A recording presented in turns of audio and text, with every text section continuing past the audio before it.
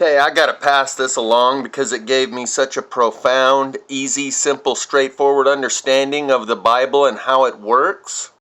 In 3 simple words, I could sum it up in less than a minute and put this video out just to show how quick and easy and short and straightforward this ability to understand the Bible is in 1 minute. But I'm not trying to appeal to the people with the shortest attention span possible. In his video, The Art of Deception, that he made the other day, he explains what a chain letter is. You might have gotten one of these. So basically you have 6 days to send 6 copies to 6 friends and all go home. You receive a letter in the mail that says, if you don't send a copy of this letter to 10 people within 10 days, you're going to receive the curse of Mwamwabwa, or whatever the threat is of the curse that you're going to be under. So people, oh, okay. And so they duplicate this chain letter, send it to 10 other people, and think that they're not going to be cursed now because they sent it to 10 other people. A good chain letter requires 3 ingredients: authority, threat, and salvation. And he gives you a few examples of what these kind of chain letters look like. From the Census Bureau, a quasi-governmental agency. Number 1, the authority of the United States Census Bureau. Number 2, the threat. Your response is required by law. Here's one from the IRS. And here's another version of it. Final notice, that's the threat. Your payment must be received in 10 days, that's a threat. Or immediate action will be taken, also a threat. He doesn't get into the salvation part and indicate that the Bible is a chain letter. I put that forward in the chat as soon as it occurred to me, and the guy below me says, no, the Bible has salvation. This guy must not be able to keep up very well. That's one of the 3 main ingredients of the Bible.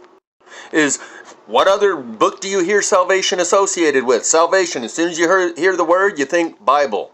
So James didn't specifically say, yeah, the Bible is a chain letter. As soon as it occurred to me, it was very obvious. And that's why you have so many people running around, pushing it upon other people when you know they themselves haven't, 90% of the people haven't even read it, and those that have don't understand it.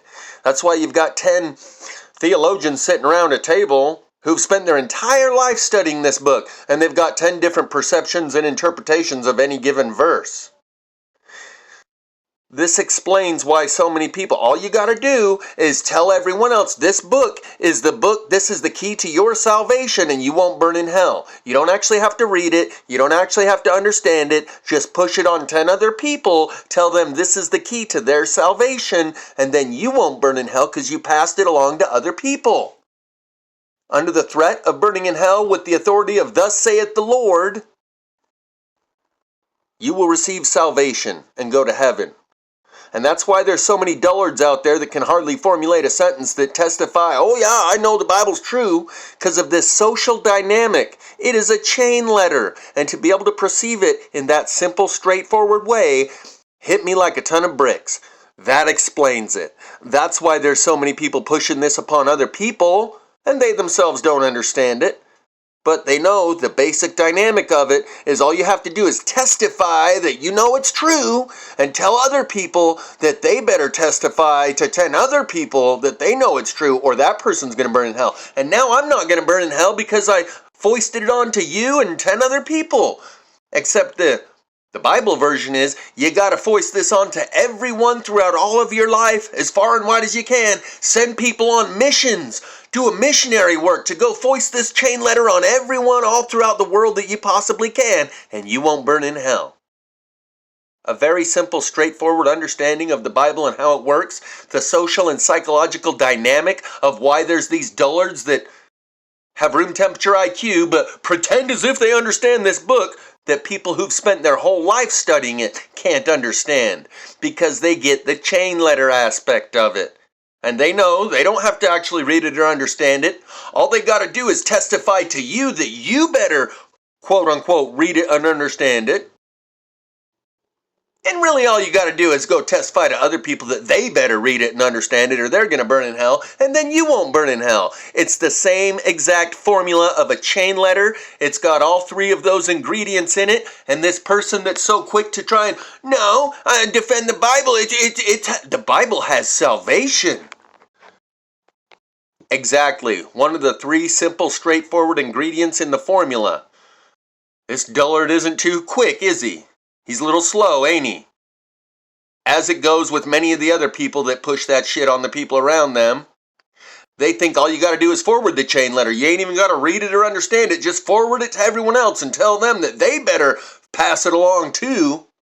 And then I myself won't burn in hell because I told you that you better push it on everyone around you and testify that it's the truth and the key to their salvation. Now I'm not going to burn in hell because I foisted it upon everyone else. I testified that I know it's true and that's the key to your salvation, and you better know that it's true and tell everyone else that it's the key to their salvation.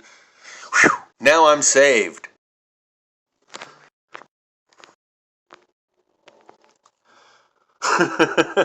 You see how simple and straightforward it is when you understand this dynamic and you go, oh, that makes sense. Wow, that's simple and straightforward. Now I get it. Okay, it is. It's the old chain letter trick. And so I'll stop talking about that right there. We'll call it at 6 minutes. You now have a better understanding of the Bible than you have had throughout your entire life in 6 minutes by being given this simple, straightforward formula of a chain letter and seeing that it applies to the Bible. Though James True didn't say that part about the Bible, it's pretty fucking obvious that's where this is going, and that's what it applies to. In that video, Art of Deception, in the very first of the video, James True opens it up asking the audience to respond. He says, "We live?" in the chat with a question mark, and I responded, "We live. Embrace your inner slee stack." This is a slee stack on the right from the land of the lost, basically reptilians. And James has used that word before, talking about the slee stack, and so he got it. We live, instead of it was a reference to the movie They Live, except we live. Embrace your inner slee stack. And he thought it was cute and he referenced it, and in the very beginning of that video he gives me a shout out, very, warm reception and a glowing review, and tells everyone to go subscribe to Jeff Snyder's channel, which tells me that he watched the video that I posted that day just a few hours before he went live and approved of that message. He basically said, "I'm James True and I approve this message," by telling everyone go subscribe to Jeff Snyder's channel. He doesn't just whore his endorsements out to anybody. That tells me he is familiar with my channel and the content, and he is familiar with Plasma Fire. I'm no longer 99 or 99.5% sure that he knows about Plasma Fire. I am now 100% sure that he knows about Plasma Fire because of the way he responded to my comment and spent a few minutes like blowing, sunshine my direction and telling everyone go subscribe to Jeff's channel. He's 100% certainly aware of Plasma Fire. Keep that in mind when also taking into consideration the fact that he tells anyone who brings up these weird fires we've been having lately, you're just searching for victimhood. This is just natural fire. Fire is natural. It blooms, and anyone who's thinks they see anything but is just looking for victimhood. He kind of does the same thing with chemtrails. He says, yeah, I don't see chemtrails. I think everyone's just kind of hallucinating it. I don't see any chemtrails here where I live. Bitch, please. As if you haven't, even if you don't see any over your head where you live, which isn't possible. There's so many videos out there of the crisscross grid patterns and everyone's seen it. James clearly has some understanding, okay? Now, he calls his classroom a dojo. And he refers to this thing called a board to the face, where the sensei within the dojo, who's teaching you martial arts and self-defense, shows you how to block and parry and dodge that board to the face. As in a form of mind control, like the Bible and the 3-step formula of a chain letter. Bam! He just showed you how to avoid mind control. Gave you a self-defense ability. And then I think somewhere along the way, he's going to hit you with a board to the face and use some of those same tactics of mind control over you And if you haven't learned what he's taught you, you'll buy whatever he says and buy into it and say, yeah, I think we all hallucinate the world. Nothing is real and nothing to get hung about. Strawberry fields forever. Now, I think there's something to that idea, because I see everyone around me hallucinating a world where plasma fire doesn't exist. They can't see. The trees are hollowed out, burnt on the inside, and completely unburnt on the outside. They're hallucinating a world. What you believe is what you perceive, not the other way around. Seeing isn't believing. Otherwise, everyone would believe in this new type of fire that's based on electricity because they can see it all around them. Instead, what they believe in is normal fire, so that's all that they see around them. And I think this idea, I've even made a video to one of his, insiders on his group that even went to his 5-5 get-together, who said, yeah, I think we hallucinate our reality. And I lashed out at him and made him a personal video. I mean, even a 2 or 3 part video. Letting him know that's a slippery slope and it's based on the same ideas as law of attraction. You just think the right thoughts and you'll manifest your reality through your intentions. Like Oprah Winfrey, she says that's how she made her billions of dollars. And was pitching the book called The Secret. And that's the secret, that you manifest reality through your own thoughts and intentions. You're hallucinating it into existence. It's the same idea, and it's a very slippery slope. And I told this guy, go tell that about how we hallucinate our reality to the people who died in Chile, in those fires, in Lahaina, and in Paradise. All the people that committed suicide after the fires in Chile because they lost their livestock, their family, their house, and everything they had, and they committed suicide shortly thereafter. Go tell those people that we just hallucinate this into existence and nothing is real. Just like the law of attraction. Who attracted that? Who manifested that?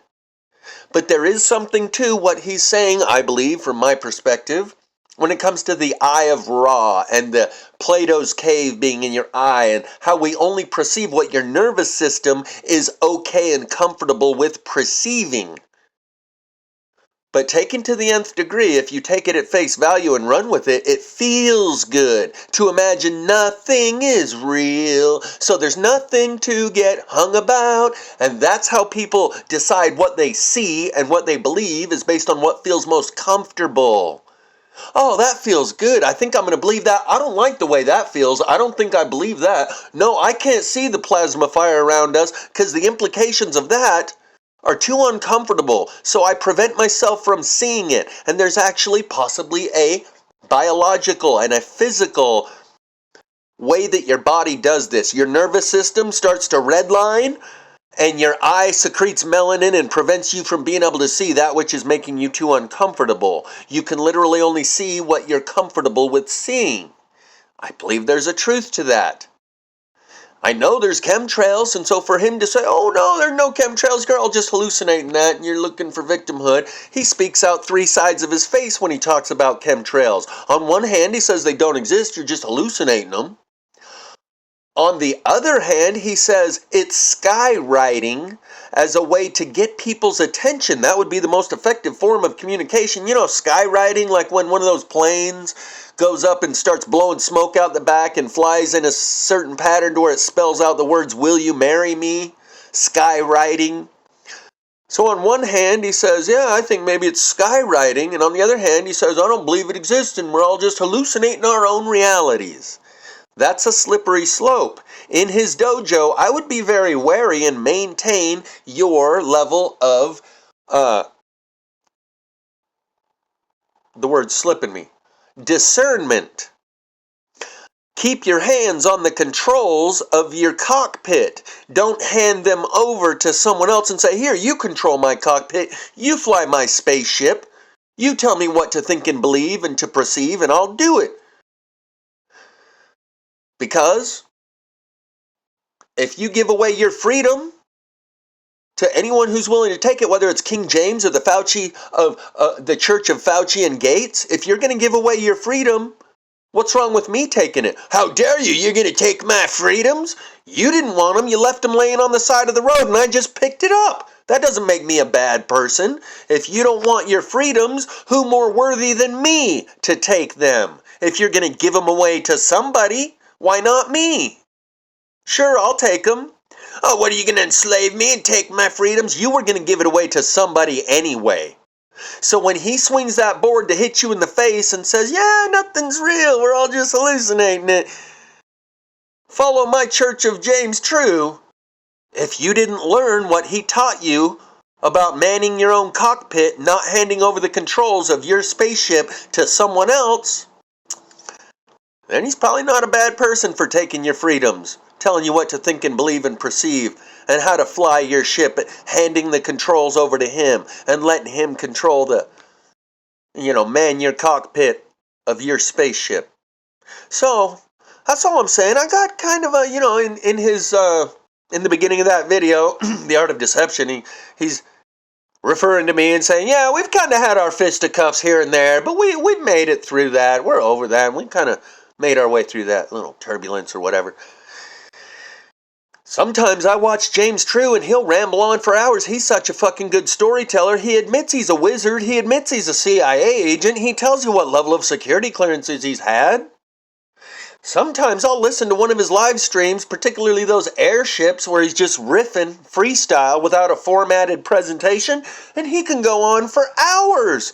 And at the end, I can't tell you a damn thing that he said. He speaks in riddles and rhymes and is such a good storyteller that it makes me very apprehensive when I look at the other shit he's saying to buy into or believe, because, man, he's such a good storyteller. You know that saying, if you can't impress him with your brilliance, baffle him with your bullshit.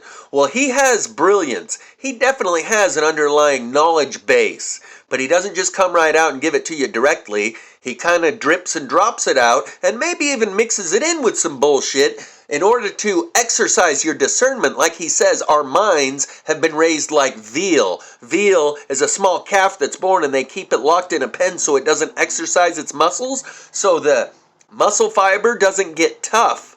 And then when they eat it, it's very tender. So in his dojo, where he's teaching you how to exercise your discernment and your mind, and he's even showing you some of the tactics of mind control, showing you how to dodge and parry those boards to the face in order that you don't fall into that shit and you can see it for what it is, the 3 steps of a chain letter, and go, oh, fuck, that's how it works. That's why all these dimwits and dullards are running around fucking passing me the chain letter, telling me I'm going to burn in hell if I don't pass it to everyone else and testify to the truth. Amen, hallelujah. Wow, that formula is so simple and straightforward. It explains a lot, and I get it now. The dynamic, the social and psychological dynamic, in 3 simple, straightforward steps. That's some pretty good knowledge. That I will take. Like a buffet, I take what resonates with me and leave the rest, and I suggest you do the same. Tomorrow he's going to be making the presentation of Noah's Ark is actually a genetic warehouse, a storage facility of the DNA. Rather than taking the animals on a boat 2 by 2, they collect the DNA and put them into a being they call Noah, according to James True's cosmology here.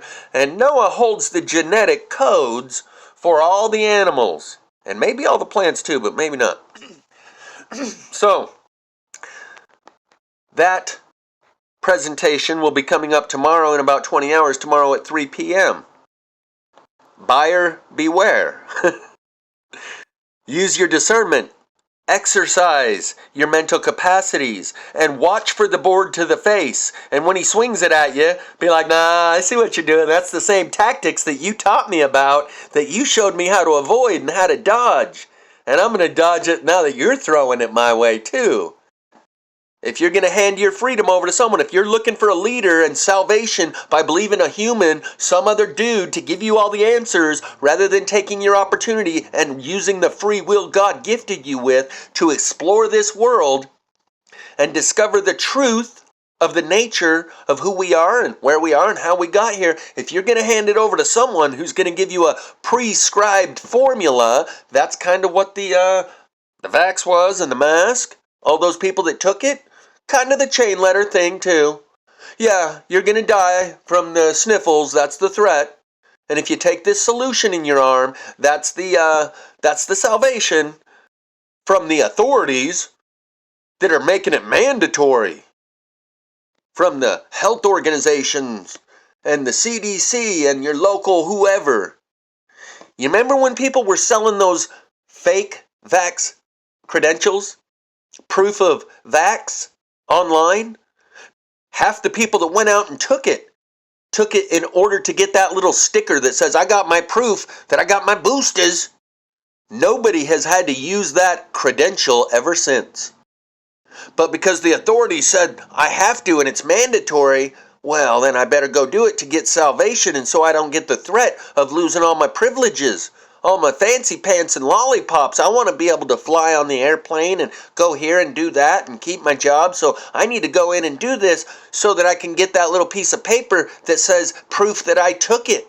No one has had to provide that little piece of paper ever since.